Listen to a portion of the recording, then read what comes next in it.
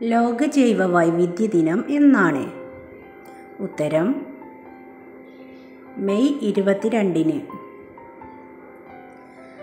ജൈവ വൈവിധ്യം എന്ന പദം ആദ്യമായി ഉപയോഗിച്ച വർഷം ഏത്? ഉത്തരം 1985. ജൈവ വൈവിധ്യം എന്ന പദം ആദ്യമായി ഉപയോഗിച്ചത് ആരാണ്? ഉത്തരം വാൾട്ടർ ജി റോസൺ.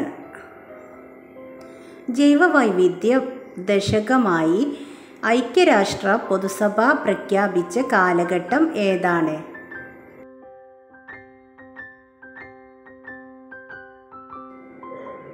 കേരളത്തിലെ ആദ്യ ജൈവ ജില്ല ഏതാണ്? ഉത്തരം കാസർഗോഡ്. കേരളത്തിലെ ആദ്യ സമ്പൂർണ്ണ ജൈവ ഗ്രാമം ഏത്? ഉത്തരം ഉടുമ്പന്നൂർ. കേരളത്തിലെ ഏറ്റവും ജൈവ വൈവിധ്യമാർന്ന പുഴ ഏത്? ഉത്തരം ചാലക്കുടി പുഴ. ഇന്ത്യയിലെ ജൈവ വൈവിധ്യ ഹോട്ട്സ്പോട്ട് ആയി തിരഞ്ഞെടുക്കപ്പെട്ട പ്രദേശം ഏത്? ഉത്തരം പശ്ചിമഘട്ടം. ഏതു വർഷമാണ് റിയോ ഭൗമ ഉച്ചകോടിയിൽ ജൈവ വൈവിധ്യ കൺവെൻഷൻ നടന്നത്? ഉത്തരം 1992. കേരളത്തിൽ ഏറ്റവും അധികം മലകളും കുന്നുകളും ഉള്ള ജില്ല ഏത്? ഉത്തരം ഇടുക്കി. മലകളും കുന്നുകളും ഏറ്റവും കുറവുള്ള കേരളത്തിലെ ജില്ല ഏത്? ഉത്തരം ആലപ്പുഴ. കേരളത്തിൽ നിന്നുള്ള പശ്ചിമഘട്ടത്തിലെ എത്ര കേന്ദ്രങ്ങളാണ് ലോക പൈതൃക പട്ടികയിൽ ഉള്ളത്? ഉത്തരം 19 കേന്ദ്രങ്ങൾ. പശ്ചിമഘട്ടത്തിലെ ഏറ്റവും ഉയരമുള്ള കൊടുമുടി ഏതാണ്? ഉത്തരം ആനമുടി. പശ്ചിമഘട്ടത്തിലെ ഏറ്റവും ഉയരം കൂടിയ ആനമുടി മലനിരകൾ സ്ഥിതി ചെയ്യുന്ന ജില്ല ഏത്? ഉത്തരം ഇടുക്കി. സിംഹവാലൻ കുരങ്ങുകൾ കൂടുതൽ കാണപ്പെടുന്ന കേരളത്തിലെ നാഷണൽ പാർക്ക് ഏത്? ഉത്തരം silent valley national park, Palakkad. Silent വാലിയിലൂടെ ഒഴുകുന്ന നദി ഏത്? ഉത്തരം കുന്തിപ്പുഴ. പശ്ചിമഘട്ടത്തിൽ സ്ഥിതി ചെയ്യുന്ന ഏറ്റവും പ്രധാനപ്പെട്ട മഴക്കാട് ഏത്? ഉത്തരം സൈലന്റ് വാലി. ലോകത്തിലെ ഏറ്റവും വലിയ കണ്ടൽ കാടായ സുന്ദർബൻ സ്ഥിതി ചെയ്യുന്ന ഇന്ത്യൻ സംസ്ഥാനം? ഉത്തരം പശ്ചിമ ബംഗാൾ. കേരളത്തിലെ ഏറ്റവും മലിനീകരണം കുറഞ്ഞ നദി എന്ന് കരുതപ്പെടുന്ന നദി ഏത്? ഉത്തരം കുന്തിപ്പുഴ. ഇന്ത്യയിലെ ആദ്യത്തെ ബയോസ്ഫിയർ റിസർവ് ഏത്? ഉത്തരം നീലഗിരി. കേരളത്തിൽ ആകെ എത്ര കായലുകളാണുള്ളത്? ഉത്തരം 34 കായലുകൾ. സംരക്ഷിത വനഭൂമി ഇല്ലാത്ത കേരളത്തിലെ ജില്ല ഏതാണ്?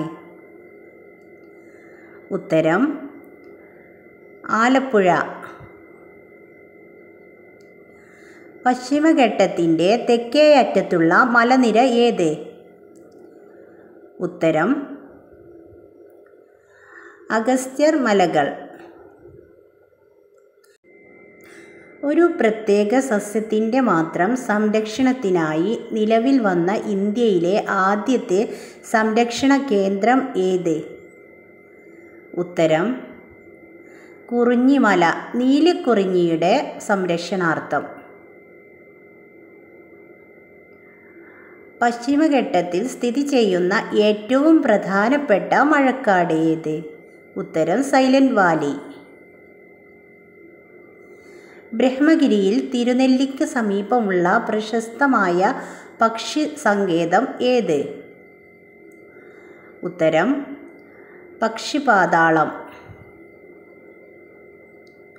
ഇടുക്കിയിലെ ഇരവികുളം ദേശീയോദ്യാനത്തിൽ സംരക്ഷിക്കപ്പെടുന്ന മൃഗം? ഉത്തരം വരയാട്. ഭൂമിയുടെ ശ്വാസകോശം എന്നറിയപ്പെടുന്നത്? ഉത്തരം മഴക്കാടുകൾ. ലോകത്തിലെ ഏറ്റവും വലിയ മഴക്കാടുകൾ ഏത്? ഉത്തരം ആമസോൺ കാടുകൾ, തെക്കേ അമേരിക്കയിൽ. ഇന്ത്യയിലെ ആദ്യ ജല മ്യൂസിയം എവിടെയാണ്? ഉത്തരം പെരിങ്ങളം. ജൈവ വൈവിധ്യ രജിസ്റ്റർ പുറത്തിറക്കിയ കേരളത്തിലെ ആദ്യ ജില്ല ഏത്? ഉത്തരം വയനാട്. ലോക തണ്ണീർത്തട ദിനം എന്നാണ്?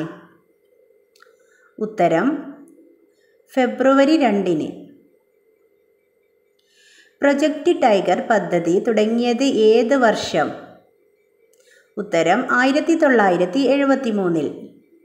വേപ്പെണ്ണയുടെ വിദേശ പേറ്റന്റിനെതിരെ പൊരുതി ജയിച്ച പരിസ്ഥിതി പ്രവർത്തക ആരാണ്?